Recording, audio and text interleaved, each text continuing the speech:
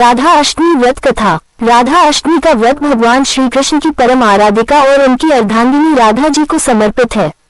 यह व्रत भाद्रपद मास की शुक्ल पक्ष की अष्टमी तिथि को मनाया जाता है। राधा जी का जन्म ब्रजभूमि के पास बरसाना में हुआ था।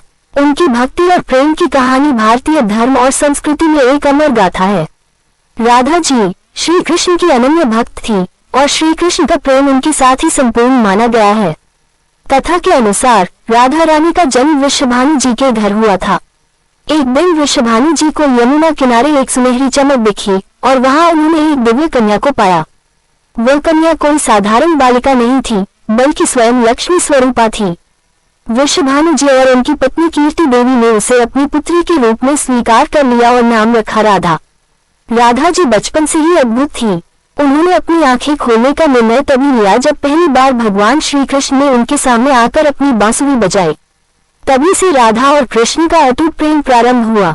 राधा जी का प्रेम आध्यात्मिक प्रेम था, जो हर प्रकार की सांसारिक सीमाओं से परे था।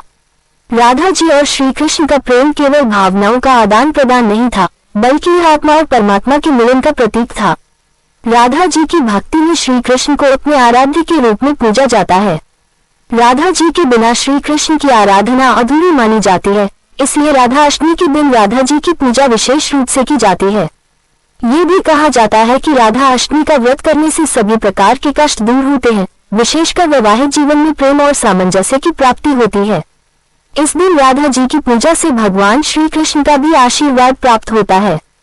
जो व्यक्ति सच्चे मन से इस व्रत को करता है, उसे जीवन में अपार सुख और समृद्धि प्राप्त होती है और भगवान श्री कृष्ण और राधा जी की कृपा से उसकी सभी मनोकामनाएं पूर्ण होती हैं।